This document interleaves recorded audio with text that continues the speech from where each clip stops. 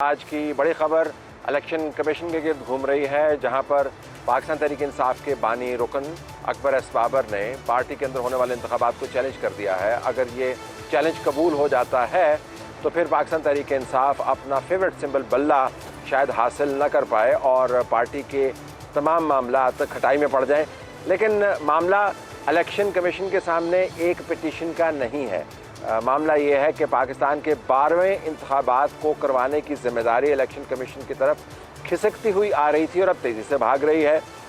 इसके अंदर 13.25 करोड़ के करीब वोटर्स रजिस्टर्ड हैं और बहुत बड़ी तादाद में लोगों की तवक्कुआत इसके साथ वाबस्ता हैं। जब तकरीबन 750 पौने 800 के करीब असम्बली की सीटें एट स्टेक हों तो आप अंदाज़ा कर सकते हैं कि इलेक्शन किस किस्म का है और उसकी अहमियत क्या है। इलेक्शन कमीशन तज़ादात का शिकार रहा। इंतखाबात ना करवाने से लेकर पार्टियों के मुख्तलिफ़ किस्म के ज़ावियों ने इलेक्शन कमीशन को अपना एक हदफ बनाए रखा। इस हदफ बनने के बावजूद हैरानकुन हद तक इलेक्शन कमीशन ने अभी तक मजमूई तौर पर, अमूमी तौर पर अपनी न्यूट्रलिटी कायम रखी हुई है और अब तो इंतखाबात ज़ाहिर है करवाने इन्होंने ही है।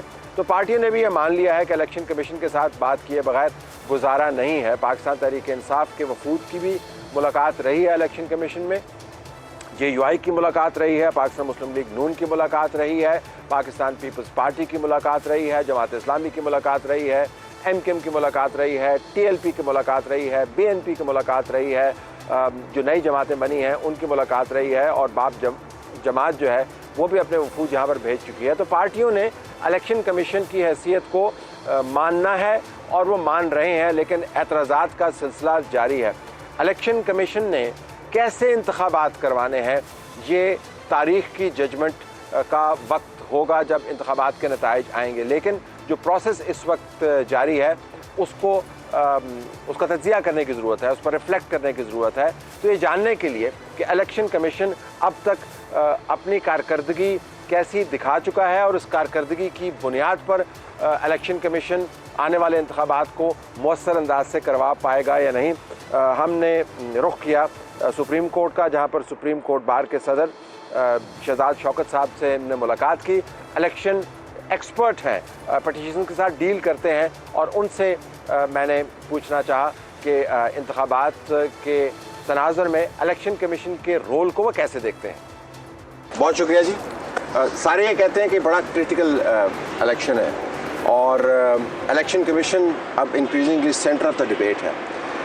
सो आपके पॉइंट ऑफ व्यू से जहाँ पे आप बैठे हुए हैं, इलेक्शन कमीशन के किरदार को आप कैसे एवेलुएट करें? देखिए, it's too early to call विज़ुवी द इलेक्शंस, ठीक है, लेकिन अभी तक जो इलेक्शन कमीशन का रोल रहा है and we been examining it the current election commission और ये we start from the Daska elections, ठीक, डस्का इलेक्शन से लेके अब तक for myself as a counsel जो जनरली इलेक्शन लॉज के ऊपर भी काम करता है, I think they pretty balanced, ठीक, but having said that election commission will have an onerous duty this time. तो पहले बैलेंस को जरा डिस्क्राइब कर लेते हैं कि एक ऐसा एनवायरनमेंट जिसके अंदर हर स्टेक टिल्टेड है, उसके ऊपर बैलेंस से मुराद क्या है? जब जिससे कि बैलेंस से मुराद क्या है? देखिए, इलेक्शन कमीशन की कॉन्स्टिट्यूशनली एक रोल है एंड उसका एम्फसिस है एक चीज़ को,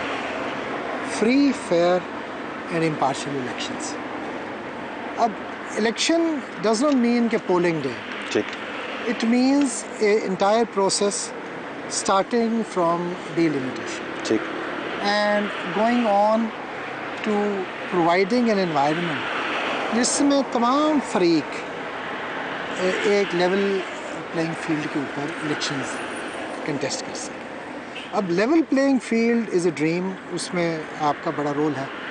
तो लेवल प्लेइंग फील्ड तो मेरा ख्याल है इलेक्शन कमीशन की पहुंच से शायद थोड़ा सा बाहर है, ठीक है, बट उन्होंने जो अपने ज़िम्मे काम है वो अगर I think if they can do that as per the book, that will go a long way for ensuring that there is a free fair and impartial election. अच्छा, अब ये परसेप्शन की बात है, जब हम पाकिस्तान तहरीक इंसाफ के ज़ाविये से इसको देखते हैं तो उन्होंने तो सदर को भी ख़त लिखा, चीफ जस्टिस को भी ख़त लिखा, इलेक्शन कमीशन के सामने अपना मुद्दा बयान करते रहते हैं कि जी बंदे हमारे उठाए जा रहे हैं, हमें जलसा नहीं करने दे रहे हैं।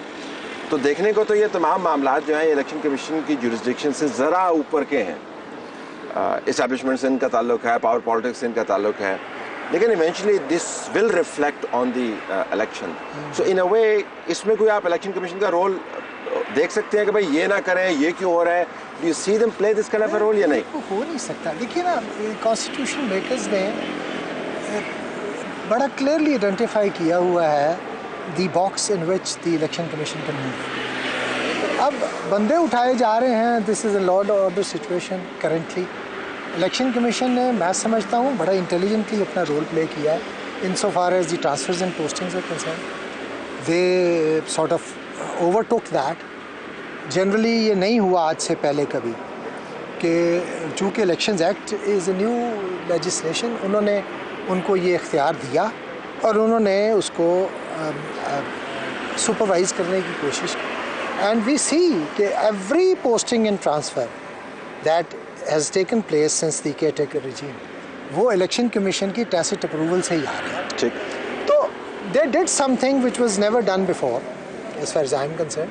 लेकिन अब आप अगर उनको ये कहो कि उन्होंने थानों को भी मैन करना है और इंडिविजुअल्स को भी देखना है कि वो जो है, आई एम श्योर के पीटीआई अगर क्लेम कर रही है तो शायद उसमें हो, लेकिन this is not the role. Even MQM है इश्यूज टू रेज, तो ये तो आपको माहौल आपको ऐसा मिलेगा जब आप लोग सवाल उठाएंगे। देखिए सर, वो हम सेल्फ सेंटर्ड भी तो है ना। हर आदमी अपने एंगल से हालात की तशरीह करना चाहता है। अब जैसे डीलिमिटेशन है, जनरली डीलिमिटेशन एक तूफ़ान खड़ा करती है लिटिगेशन। और मैं लास्ट टाइम तो बहुत ज़्यादा इलेक्शन कमीशन के पास भी पेश हुआ, हम रिट्स में भी गए। अब इस बार हम देखते हैं कि उस तरह डीलिमिटेशन के ऊपर लिटिगेशन नहीं हो रही, which implies two things. It can either be number of complaints कम है या नंबर ऑफ कंप्लेंट्स यहाँ तो बहुत ज़्यादा थी, लेकिन आगे रिट्स नहीं आ रहे, नहीं आ रहे, which means that probably people's grievances have generally been settled. एक तो ये ऑप्शन हो सकती है। दूसरा ये है कि लोग इतने सबड्यूड हैं कि लिटिगेशन करना नहीं चाह रहे। अब आप इसको अपने एंगल से देखेंगे। एंगल क्या है? मेरा एंगल ये है कि I think they've done a good work on delimitation. 2018 में सिर्फ नून लीग वाले चीख रहे थे कि हमारे हलकों को डिलिबरेटली तोड़ा गया है और बड़ी बुरी तरह म्यूटिलेट किया।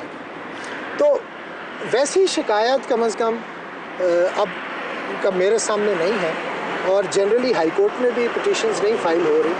तो I can presume, and this is just a presumption, that probably they have done things little more better than the last time. अच्छा, दूसरा आपने जुमला बोला था कि ऑनरस रिस्पॉन्सिबिलिटी है, अब ऑनरस चैलेंज है, वो क्या है? What is the challenge? Onerous challenge ये है कि अब आप एक काम आ गया, अब अगला स्टेप है, और मुझे नहीं पता कि judiciary, subordinate judiciary will take over as the returning officers और not, because that's $1 million question. आपका मेरे ख्याल में एक उसके साथ एक सेंस ऑफ कॉन्फिडेंस आता है। Generally people have faith in the judiciary.